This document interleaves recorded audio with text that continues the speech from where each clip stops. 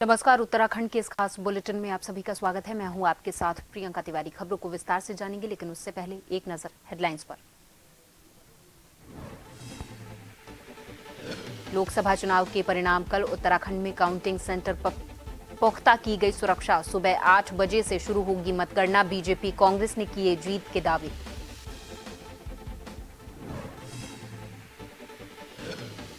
उत्तराखंड के मुख्यमंत्री पुष्कर सिंह धामी का हरिद्वार दौरा। ऋषिकुल मैदान में बने रजिस्ट्रेशन सेंटर का किया निरीक्षण। लाइन में खड़े यात्रियों से की मुलाकात। खुलते ही समाप्त हुए चारधाम यात्रा के रजिस्ट्रेशन स्लॉट। पंजीकरण नहीं होने से श्रद्धालुओं में निराशा। अब तक 14 लाख से ज्यादा लोगों ने किए दर्शन। 989 अग्निवीर बने भारतीय सेना का हिस्सा। ब्रिगेडियर संजय कुमार यादव ने ली सलामी। रानीखेत के सोमनाथ मैदान में कार्यक्रम का आयोजन। और उत्तराखंड के मौसम में आएगी बहार। 2 दिन गरज चमक के साथ बरसेंगे बदरा। 5 और 6 जून को सभी जिलों में येलो अलर्ट जारी।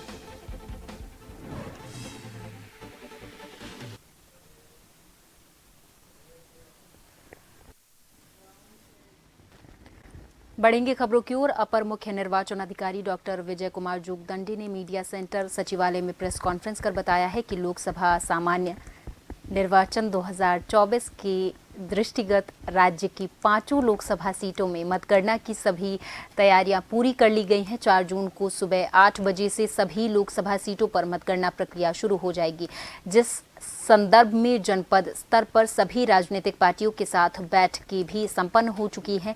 सभी प्रत्याशियों ने उनके एजेंट और पार्टी के पदाधिकारियों को स्ट्रांग रूम को खोलते समय उपस्थित रहने का अनुरोध किया है। लोकसभा सामान्य निर्वाचन के दृष्टिगत कल 4 जून को हमारे राज्य की 5 लोकसभा सीट का मतगणना कल सुबह 8 बजे से प्रारंभ हो जाएगा। इसके संदर्भ में सभी पॉलिटिकल पार्टी के साथ बैठक संपन्न हो चुकी है जनपद स्तर पर, जिसको आरओ के द्वारा संबोधित किया गया है। सभी कैंडिडेट्स को, उनके इलेक्शन एजेंट्स को और पॉलिटिकल पार्टी के उनके जो पदाधिकारी होते हैं उनको लिखित में अनुरोध किया गया है कि स्ट्रांग रूम ओपनिंग के समय वो कृपया वहाँ पर उपस्थित रहें, ताकि उनकी उपस्थिति में स्ट्रांग रूम को खोला जाए। इसके अलावा निर्वाचन आयोग ने काउंटिंग के तैयारियों के जायजे के लिए साथ में काउंटिंग के सभी प्रक्रियाओं पर निगरानी रखने के लिए 27 ऑब्जर्वर्स राज्य में तैनात किए हैं। सभी ऑब्जर्वर्स अपने अपने जनपदों में जहाँ पर उनकी तैनाती की गई है उन स्थानों पर पहुंच चुके हैं। लोहाघाट में सोमवार को उत्तराखंड परिवहन निगम के लोहाघाट डिपो में प्रांतीय कार्यकारिणी के आह्वान पर उत्तरांचल रोडवेज कर्मचारी यूनियन के चुनाव क्षेत्रीय मंत्री मनोज मिश्रा और कमेटी की देखरेख में संपन्न करवाए गए। चुनाव अधिकारी मिश्रा ने कहा कि इस दौरान सभी पदाधिकारी निर्विरोध चुने गए हैं। वहीं नवनिर्वाचित शाखा अध्यक्ष रमेश मुरारी और क्षेत्रीय मंत्री मनोज मिश्रा ने कहा कि डिपो की प्रमुख समस्या बसों की कमी, डिपो में एजीएम, फॉरमैन, स्टेशन प्रभारी के रिक्त पद और वर्कशॉप में स्पेयर पार्ट्स का ना मिलना है। इस कारण डिपो की स्थिति काफी दयनीय चल रही है। चुनाव हुए हैं, उसमें नई कार्यकारिणी गठित की गई है और कर्मचारियों की समस्या को लेके हम लोगों ने चिंतन किया है। सबसे विकट समस्या जो है यहाँ पर बसों की है। बसें लगभग 10-10 साल पुरानी हो चुकी हैं, स्पेयर पार्ट्स नहीं है, रास्ते में खड़ी हो रही हैं और यात्रियों को बहुत ज़्यादा समस्याओं का सामना करना पड़ रहा है। और हमें तो ऐसा लगता है कि ये सरकार जो है निगम को खत्म करने के चक्कर में है।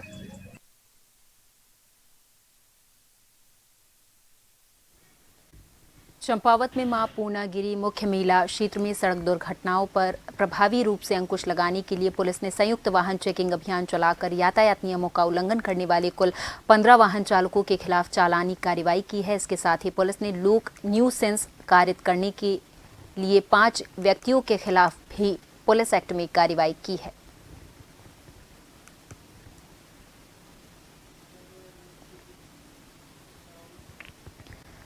चमोली में लोकसभा सामान्य निर्वाचन की मतगणना की तैयारियां पूरी कर ली गई हैं। एक तरफ जहां प्रशासन की ओर से तैयारियां पूरी कर ली गई हैं, जिसे लेकर सोमवार को जिलाधिकारी हिमांशु खुराना ने विभिन्न राजनीतिक दलों और मीडिया जनप्रतिनिधियों की बैठक ली है। इस दौरान उन्होंने मतगणना केंद्र पर की गई तैयारियों और व्यवस्थाओं की विस्तृत जानकारी भी दी है।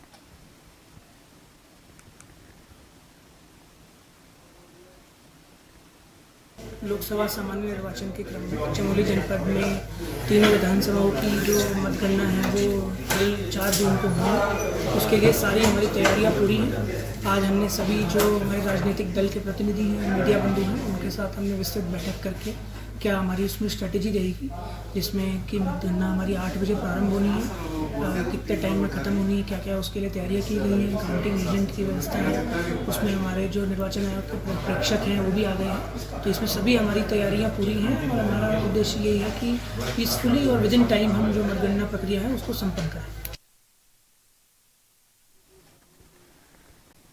लक्सर में पुलिस ने एक आरोपी को चोरी के माल के साथ गिरफ्तार किया है। आरोपी नशे का आदी है, जिसने अपने नशे की लत को पूरा करने के लिए अपने ही घर को निशाना बनाया था। दरअसल बता दें कि बीते दिन लक्सर कोतवाली क्षेत्र के एक व्यक्ति ने पुलिस को तहरीर देकर अपने घर से एक मोबाइल फोन, एक इन्वर्टर और एक इंडक्शन सहित एक गैस सिलेंडर चोरी होने का मामला दर्ज करवाया था। हालांकि जब पुलिस ने छानबीन शुरू की तो आरोपी घर का ही एक सदस्य निकला, जिसे पुलिस ने गिरफ्तार कर लिया है।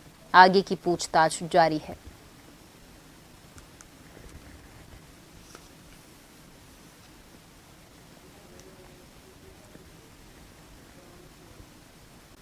खटीमा में जन टीवी की खबर का बड़ा असर हुआ है। दरअसल लगातार मिट्टी खनन के खिलाफ खबर चलाने का असर सामने आया है। यहां खटीमा पुलिस ने एक मिट्टी से भरी ट्रैक्टर ट्रॉली और 5 अन्य खाली ट्रैक्टर ट्रॉली को पकड़ा है, जो कि मिट्टी खनन का काम कर रही थी।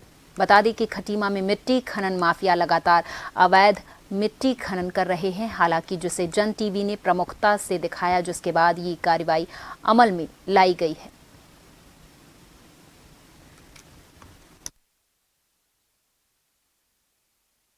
क्षेत्रों में चल रही है ये मैं जानकारी कराऊंगा, और अवैध रूप से मिट्टी का खनन न होने पाए ये भी सुनिश्चित कराऊंगा।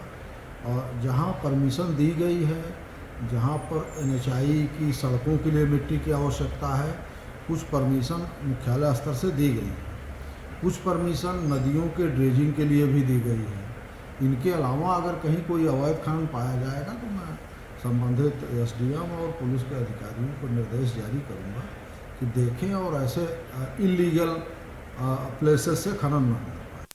उत्तराखंड में निकाय चुनाव को लेकर जहां एक ओर सरगर्मियां तेज हैं, तो वहीं दूसरी तरफ कांग्रेस ने प्रदेश सरकार पर निकाय चुनाव में देरी को लेकर कटाक्ष किया है। कांग्रेस के प्रदेश उपाध्यक्ष मथुरा दत्त जोशी ने बीजेपी पर जोरदार हमला बोलते हुए कहा कि बीजेपी कभी भी लोकतंत्र पर विश्वास नहीं करती और हमेशा बीजेपी ने लोकतंत्र को कमजोर करने का काम किया है। साथ में उन्होंने कहा कि निकाय चुनाव ना करा के सरकार ने प्रशासन के हवाले करके निकाय चुनाव में विश्वास रखने वाले लोगों के विश्वास पर कुठाराघात किया है।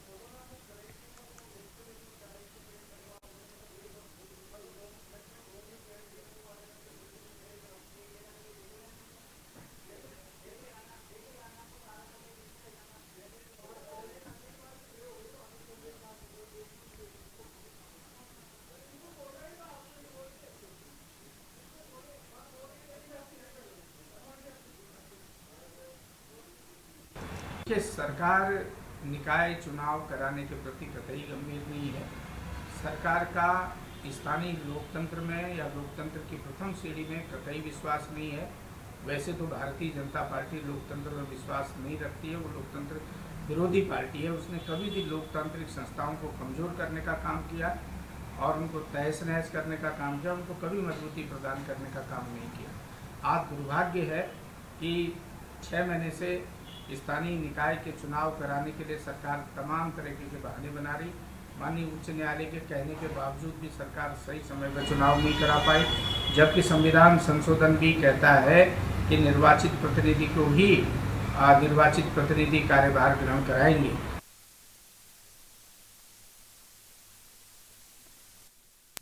भाजपा जिला पंचायत सदस्य प्रतिनिधि और वरिष्ठ भाजपा नेता अनीस अहमद ने दावा किया है कि इस बार भी देश में मोदी सरकार बनने जा रही है। हालांकि उन्होंने ये भी माना है कि कांग्रेस का भी इस बार वोट बैंक बढ़ोतरी के साथ आएगा, जिसके कारण भाजपा का 400 पार का दावा पूरा ना हो पाए, पर भाजपा पूर्ण रूप से बहुमत में आने वाली है और इस बार भी मोदी सरकार बनने वाली है, क्योंकि पिछले 10 सालों में मोदी के कार्यकाल से देश की जनता बहुत खुश है।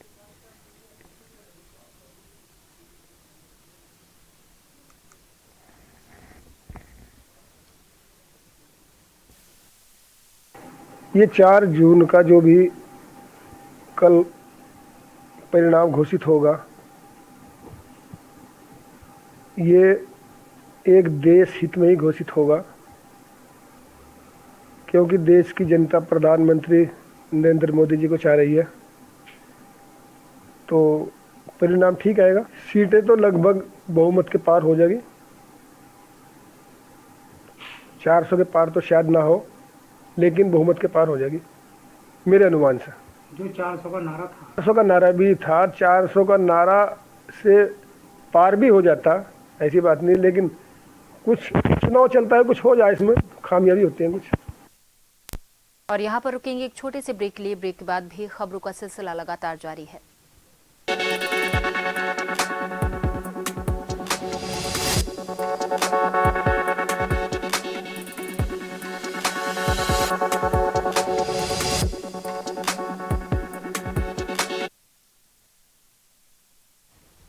ब्रेक के बाद एक बार फिर से आप सभी का बहुत स्वागत है। खबरों को विस्तार से जानेंगे। रामनगर हल्द्वानी मार्ग के पास गैबुआ के पास रामनगर की ओर से हल्द्वानी जा रही एक वैगनर कार बिजली के पोल से टकरा गई। इससे अफरा तफरी मच गई और कार पूरी तरह से क्षतिग्रस्त हो गई। कार में सवार 5 लोग गंभीर तौर पर घायल हो गए। सभी घायल उत्तर प्रदेश के बरेली इलाके के बताए जाते हैं। घटनास्थल के समीप से गुजर रहे आज्ञाकार सिंह ने बताया है कि कल रात वो अपने खेत से घर वापस जा रहे थे। इसी दौरान गैबुआ के पास जब उन्होंने बिजली के पोल से टकराते हुए देखा, इसके बाद मौजूद लोगों की मदद से कार सवार लोगों को बाहर निकाला गया और इलाज के लिए भेज दिया गया है।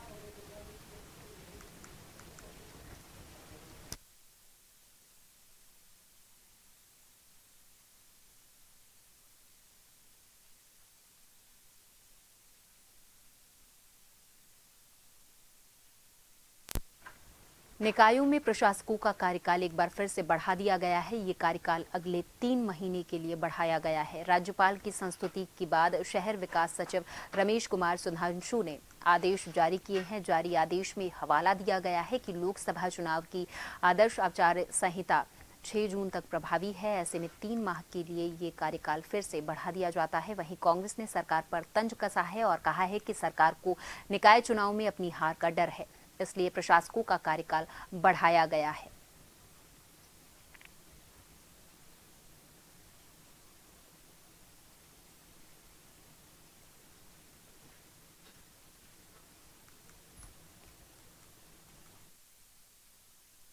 कर देता हूं मैं 6 तारीख तक आचार संहिता है। 1 तारीख को प्रस्ताव कार्यकाल समाप्त हो रहा था। इससे चुनाव की बाध्यता में कोई प्रश्न नहीं है। प्रसाद मतलब 4 दिन भी 5 दिन भी किसी भी नगर निगम को बिना प्रशासक रखा नहीं जा सकता।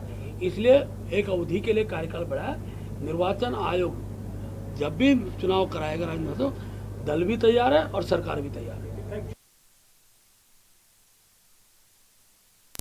कालाढूंगी थाना क्षेत्र अंतर्गत ग्राम पाटकोट क्षेत्र में एक विवाहित महिला की संदिग्ध परिस्थितियों में मौत हो गई है। महिला के परिजनों ने महिला के पति और ससुराल वालों पर हत्या करने का आरोप लगाया है। वहीं पुलिस अब इस पूरे मामले पर जांच में जुटी हुई है और शव का पोस्टमार्टम करके परिजनों को सौंप दिया है।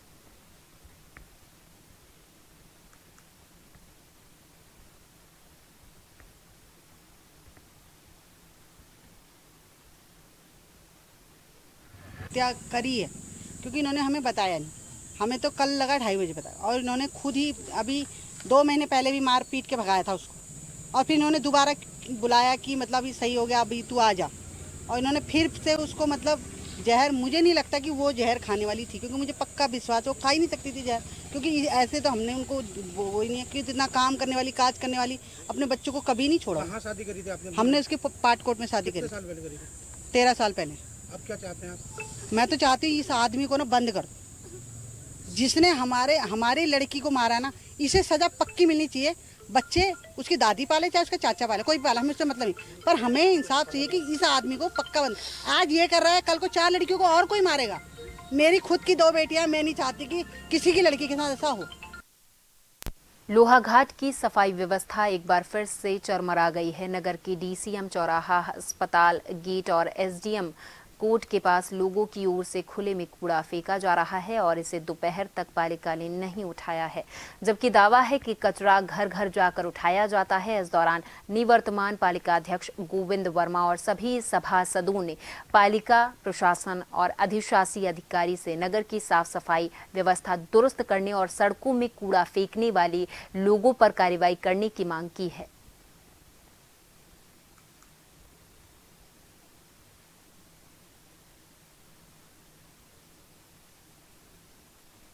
की ये लापरवाही है। काफी दिनों से ये कूड़ा पड़ा हुआ है, ये उठता नहीं है 10-10 बजे तक भी, और गांव से लोग यहाँ अस्पताल पहुंच जाते हैं दवाई लेने के लिए, कूड़ा नहीं उठता है। इसी तरह चारों तरफ शहर में कूड़ा बिखरा पड़ा हुआ है, कोई सुनने वाला नहीं, कोई कहने वाला नहीं, और हम लोग कहते भी हैं तो उसके बाद ये लोग मानते नहीं है। और ये कुछ शरारती तत्व रोज ये अस्पताल के आगे यहाँ पर कूड़ा डालते हैं, और हम लोगों में काफी नाराजगी है, अस्पताल प्रशासन में भी नाराजगी है कि हमारे गेट के सामने ये लोग कूड़ा डालते हैं, और हम लोग ये चाहते हैं कि नगर पालिका इसका तुरंत समाधान करे। जब से प्रशासक बैठा है सारे मोहल्ले वाले परेशान हैं, तमाम में इतनी गंदगी हो गई है और बंदर और कुत्ते जहाँ तहाँ गंदगी ला रहे हैं। और एसडीएम कोर्ट के पास तो इतना सारा कूड़ा है कि मतलब आए दिन स्कूल के बच्चों का स्कूल जाना भी दुभर हो गया है, और बच्चों को भी काट देते हैं, और ये सफाई तो बिल्कुल भी नहीं है। और जो ये पीलिया, घर घर पीलिया और ये टाइफाइड का जो प्रकोप फैल रहा है, आने वाले समय में महामारी का भी डर है। ये यहाँ पर एसडीएम कोर्ट के पास कचरा फेंक देते हैं, जिससे लोगों का आना जाना बहुत दुभर हुआ रहता है। बंदर इतना काटने को आते हैं कि बच्चों को कैसे स्कूल पहुँचाएं, हमारे लिए बहुत समस्या खड़ी हो गई है। इसके साथ साथ आवारा जानवर भी यहाँ पर लोगों का चलना मुश्किल कर रखा है। काशीपुर में भीषण गर्मी के चलते नमो घर परिवार की ओर से छबील लगाई गई है। यहाँ के राजमार्ग पर एकादशी के शुभ अवसर पर छबील लगाई गई और राहगीरों को मीठा शरबत उपलब्ध कराया गया है। साथ ही उन्होंने सड़क के किनारे पेड़ भी लगाए और लोगों से भी पेड़ लगाने की अपील की है।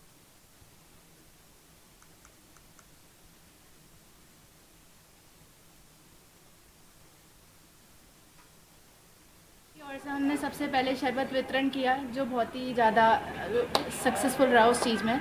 फिर हमने वृक्षारोपण किया है, जिससे जैसी बढ़ती गर्मी दिख रही है उस हिसाब से दो हमने पौधे लगाए हैं।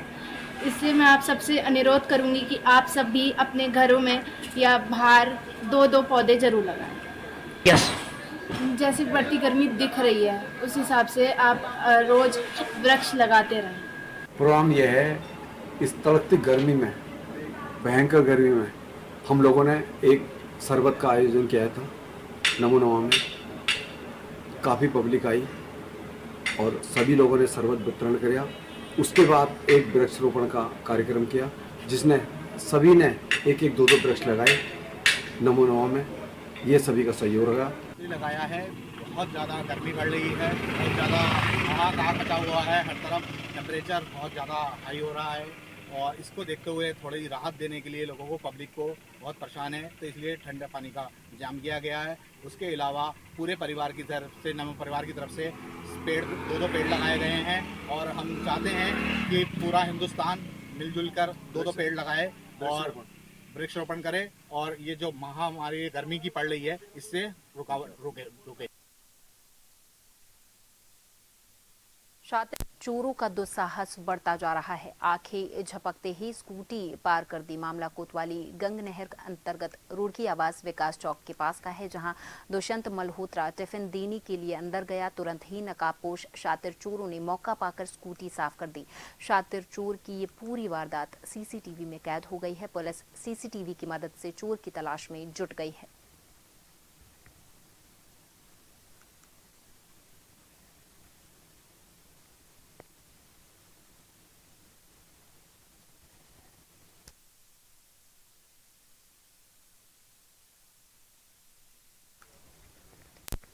कहते हैं जहां चाह वहां रहा। इस कहावत को चरितार्थ कर रहे हैं उत्तर प्रदेश के दो भाई जो अपनी दिव्यांग माता को कंधों में बिठाकर चार धाम यात्रा पर निकले हैं। इन दोनों भाइयों का कहना है कि जिस प्रकार लोग आज अपनी बुजुर्ग माता पिता को वृद्ध आश्रम में छोड़ रहे हैं, उसी से ये संदेश देने के लिए हिमाचल प्रदेश से उन्होंने ये यात्रा शुरू की है और 106 दिनों में 1500 किलोमीटर की दूरी तय कर चुके हैं। उत्तराखंड एवं हिमाचल प्रदेश के सभी तीर्थ स्थानों के बाद ये यात्रा राम मंदिर अयोध्या में संपन्न होगी।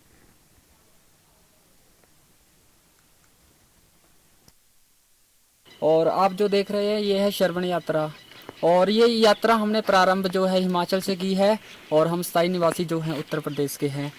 इस यात्रा को हमने जो प्रारंभ किया था 18 फरवरी 2024 को किया था और आज चलते चलते हमें लगभग नहीं 105 ही दिन हो चुके हैं और अभी तक हमारा काफ़ी सफ़र जो है तय हो चुका है, जैसे कि हरिद्वार, मनसा देवी, चंडी देवी, वीरभद्र, नीलकंठ, सुरकुंडा देवी और गंगोत्री और यमुनोत्री। अभी इसके पश्चात हम केदार बाबा के दर्शन करेंगे और बद्रीनाथ भी जाएंगे और अंत में हम अयोध्या राम मंदिर जाएंगे। उसके पश्चात पैदल ही हम अपने घर भी जाएंगे और इसका उद्देश्य सनातनियों को जगाना, माता पिता के प्रति, गुरुजनों के प्रति जो प्रेम भाव है बनाए रखना है।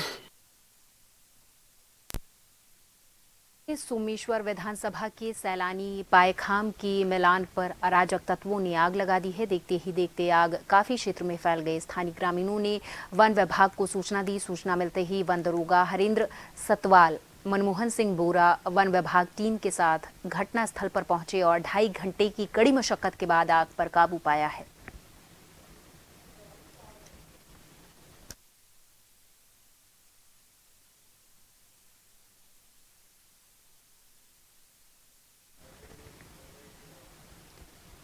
और इसी के साथ इस बुलेटिन में मेरे साथ बस इतना ही। आप देखते रहे जन टीवी। नमस्कार।